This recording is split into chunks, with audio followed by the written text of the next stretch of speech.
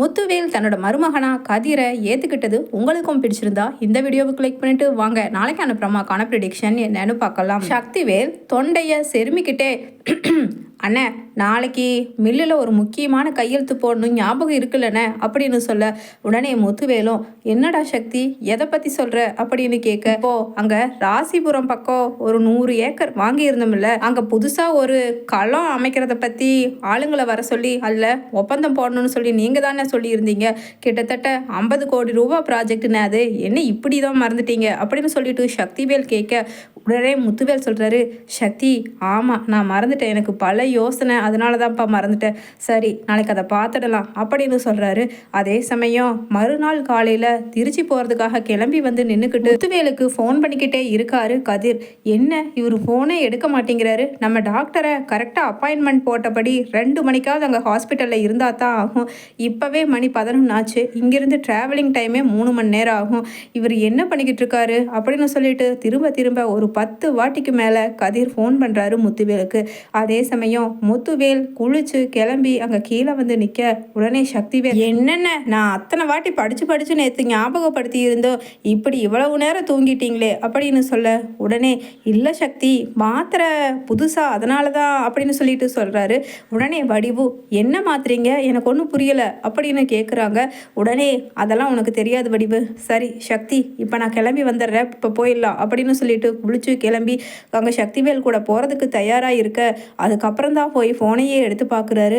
ஐயையோ கதிர் வேற ஃபோன் பண்ணியிருக்காரு, 10-15 தடவை மிஸ்டு கால் விட்டுருக்காரு அப்படின்னு சொல்லிட்டு, சரி இப்போ சக்தி வடிவுன்னு எல்லாருமே இருக்காங்க, இங்கே பண்ண முடியாது, நம்ம மில்லுக்கு போயிட்டு கூப்பிட்டுக்குவோம் அப்படின்னு, டேய் குமார் வண்டி எடுறா போகலாம் அப்படின்னு சொல்ல, என்ன பெரியப்பா இத்தனை நாளாக நீங்கள் என்னை வண்டி எடுக்க சொல்லவே மாட்டீங்க, சும்மா கும்முன்னு இப்போ தான் வயசு பையனாட்ட அப்படியே புல்லட் எடுத்து முறுக்கிட்டு போவீங்க, இன்னைக்கு என்ன காரோட்ட சொல்லி பக்கத்தில் உட்காந்துட்டீங்க, வயசாயிருச்சுன்னு இப்போ தான் நினப்பு வந்திருக்கா அப்படின்னு குமரவேலும் கேட்க, உடனே முத்துவேல் சொல்கிறாரு, டேய் குமார் சும்மா எகத்தாலும் பேசாமல் வண்டியை எடுடா அப்படின்னு.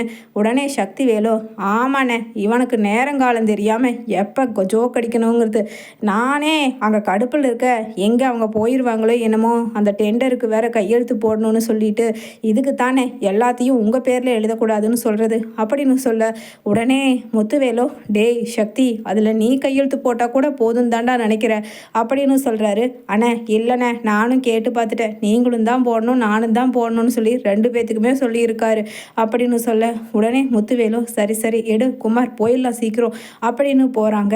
அதே சமயம் முத்துவேலு குமரவேலு மில்லுக்குள்ளே போய் இறங்க, உடனே சக்திவேல் முன்னாடி ஓடி போய் அந்த டெண்டர் எழுதுறவங்க கிட்ட போய் பேசிக்கிட்டு இருக்காரு. அதே சமயம் குமரவேலு பெரியப்பா நான் அங்கே நிற்கிறேன் அப்படின்னு சொல்லிட்டு தள்ளி போய் நின்னுறாரு. சரி நம்ம மாப்பிள்ளை கிட்ட எதுக்கு ஃபோன் பண்ணி என்ன எதுக்காக கூப்பிட்டுருப்பாருன்னு கேட்டுருவோம் அப்படின்னு சொல்லிட்டு முத்துவேல் ஃபோன் பண்ணுறாரு.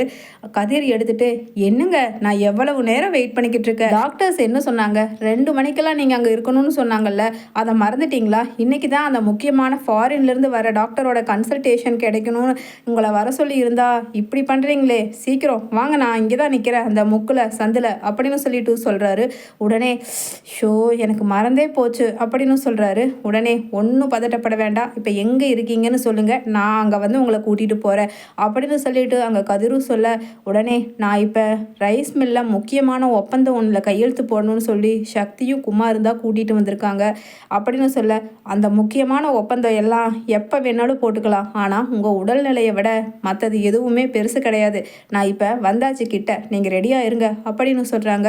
அதே சமயம் உள்ளே போகிறாரு முத்துவேல். இதை சக்தி கிட்ட நம்ம எப்படி சொல்கிறது, அவன் வேற சொன்னால் கோபத்துக்கு வருவான், என்ன பண்ணுறது அப்படின்னு சொல்லிட்டு அப்படியே கையை தருகிக்கிட்டே நிற்கிறாரு முத்துவேல். உடனே அண்ணே நல்லதுண்ணே, நம்ம இந்நேரம் வந்து அவங்க இன்னும் கொஞ்சம் டாக்குமெண்ட்ஸ் எல்லாம் ரெடி பண்ண வேண்டியது இருக்குதுன்னு சொல்லிட்டு கூடவே ஒரு லாயரை கூட்டிகிட்டு வந்து எல்லாம் கரெக்டாக டைப் பண்ணிக்கிட்டு இருக்காங்கண்ணே, இன்னொரு 1/2 மணி நேரத்தில் முடிஞ்சிருந்தாங்கண்ணே, நீங்கள் உட்காருங்கண்ணே அப்படின்னு சொல்லிட்டு சக்திவேல் சொல்கிறாரு. டே சக்தி இல்லைடா இல்லை நான் இப்போ கையெழுத்து வேணும்னா போட்டுட்டு போயிடவா, அதுக்கப்புறம் நீங்கள் டைப் பண்ணிக்கோங்க அப்படின்னு சொல்ல, இல்லை சார் இல்லை அது முறை கிடையாது. நாங்கள் எல்லாமே டைப் பண்ணிவிட்டு அதுக்கப்புறம் நீங்கள் ஃபுல்லாக உங்களோட சைடு லாயரை வச்சு ரீட் பண்ணிட்டு தான் கையெழுத்து போடணும் அப்படின்னு சொல்லிட்டு அங்கே சொல்கிறாங்க. ஆப்போசிட்டில் அந்த ஒப்பந்தம் போட வந்த டெண்டர்காரங்க. உடனே சக்திவேலு, அண்ணே என்னென்ன அவசரம் உட்காருண்ணே அப்படின்னு சொல்கிறாரு. உடனே அங்கே முத்துவேலு, இல்லடா சக்தி, நான் திருச்சி வரைக்கும் முக்கியமான வேலையாக போகணும் அப்படின்னு சொல்ல, உடனே என்ன ஒரு 50-60 கோடி ரூபா ப்ராஜெக்ட் முக்கியமா இல்லை நீ திருச்சி போகிறது முக்கியமா அப்படின்னு சக்திவேல் கேட்க, உடனே அங்கே வெளியில் நின்றுட்டு ஹார்ன் அடிச்சுக்கிட்டே இருக்காரு அங்கே கதிர். எப்படியா இருந்தாலும் 1/2 மணி நேரம், 1 மணி நேரம், 3/4 மணி நேரம், ஓ ஐயோ எப்படி போனாலும் 20 நிமிஷம், எந்த ரூட்டில் போனாலும் லேட்டாக தான் போகுதே கடவுளே எப்படி அப்படின்னு சொல்லிட்டு அங்கே ரூட் பார்த்துக்கிட்டே ஹார்ன் அடிச்சுக்கிட்டே இருக்காரு மில்லுக்கு முன்னாடி வந்து கதிர். உடனே யாருடா இவன், என்ன தைரியத்தில் நம்ம மில்லுக்கு முன்னாடி வந்து இப்படி ஹார்ன் அடிச்சுக்கிட்டு இருக்கான், குமார் போய் பாரு அப்படின்னு சொல்லிட்டு சக்திவேலு சொல்ல, உடனே குமரவேல் வெளியில் வந்து பார்க்க, உடனே நீ எதுக்கு இங்கே வந்து ஹார்ன் அடிக்கிற அப்படின்னு கேட்குறாரு குமரவேல். உடனே இல்லை நான் மாமாவை பார்க்கணும் அப்படின்னு சொல்கிறாரு. என்னது மாமாவையா அப்படின்னு கேட்க, உடனே எழுந்திரிச்சு வர்றாரு முத்துவேல். அப்போ கிளம்பலாமா அப்படின்னு கதிர் கேட்க, உடனே சக்திவேல், அண்ணே என்ன இந்த பரதேசி பையமாக இங்கே வந்து உங்களை கிளம்பலாமான்னு கேட்குறான், உங்களுக்கு என்ன புத்தி கித்தி கெட்டு போச்சா, இவனை எதுக்கு வர சொல்லியிருக்கீங்க அப்படின்னு கேட்குறாரு சக்திவேல். உடனே டேய் சக்தி, எல்லாம் நான் ஒரு விஷயமா தான் போகிறேன் அண்ணன், போயிட்டு வந்து சொல்கிறேன் அப்படின்னு சொல்கிறாரு. எனக்கு புரிஞ்சு போச்சுண்ணே, எனக்கு புரிஞ்சு போச்சு. என்னதான் இத்தனை சொத்து கோடி கோடியாக சம்பாதிச்சாலும் எங்கே என் புள்ள குமரவேல் அத்தனையும் தின்றுவானோன்னு சொல்லி உங்களுக்கு இப்போ உங்கள் மகளையும் மருமகனையும் சேர்த்துக்கணும்னு நினப்பு வந்துருச்சு. அது மட்டும் இல்லை, இப்போ தானே அந்த 50 கோடி ரூபா ப்ராஜெக்டுக்கு போக மீதி ஒரு 10-15 கோடி ரூபா பணம் இருக்கிறதுல எங்கேயாவது லேண்டு பார்த்து வாங்கி போடலான்னு சொல்லி நம்ம புரோக்கர்கிட்ட பேசிக்கிட்டு இருந்தோம். ஓஹோ, அது எனக்கே தெரியாமல் உங்கள் மருமக மேலேயும் மக மேலேயும் எங்கேயாவது பார்த்து அதுக்கு தான் திருச்சின்னு போகிறீங்களா அப்படின்னு சக்திவேல் கேட்குறாரு. உடனே கதிர் சொல்கிறாரு, இதை பாருங்கள் லூசுத்தனமாக பேசிக்கிட்டு இருக்காதீங்க. ஆமாம், நாங்கள் முக்கியமான வேலைக்காகத்தான் போகிறோம். இப்போ அதெல்லாம் எக்ஸ்பிளைன் பண்ணுறதுக்கு கூட நேரம் இல்லை. நீங்கள் ஏறுங்க. என்ன இவங்க தான் புரிஞ்சுக்காமல் பேசுகிறாங்கன்னா நீங்களும் இவங்க பேச்சு கேட்டு நின்றுட்டு அப்படின்னு அங்கே முத்துவேல் கிட்ட இருக்கிற அந்த ஃபைல் பேக்கை எல்லாத்தையுமே எடுக்க, என்ன அந்த ஃபைலை 2 நாளாக நீ கையில் வச்சுட்டு இருந்த எல்லாம் டாக்குமெண்ட்டு தானே, சரி போங்க வீட்டுக்கு வாங்க, 2ல் ஒரு முடிவு நான் எடுத்து வச்சுருப்பேன் அப்படின்னு சொல்ல, உடனே கண் கலங்கி முத்துவேல், டேய் சக்தி, அதெல்லாம் இல்லடா புரிஞ்சுக்கடா அப்படின்னு சொல்லிட்டு சொல்ல, என்னத்தை போய் புரிஞ்சுக்கிறது, இப்போதான் கண் கொள்ளா காட்சியா நான் உங்கள் மருமகன் கூட 2 பேரும் காரில் போகிறத பார்க்க போகிறேனே, இதுக்கும் மேலே உங்களை என்ன நம்புறது அப்படின்னு முத்துவேலோட சட்டையை எட்டி பிடிக்க, உடனே கதிர் ஓங்கி பலார்னு அறையிறாரு சக்திவேலை. இதை பாருங்க, இப்போ உங்ககிட்ட எல்லாத்தையும் எக்ஸ்பிளைன் பண்ணிக்கிட்டு இருக்க முடியாது, நீங்கள் ஏறி வாங்க.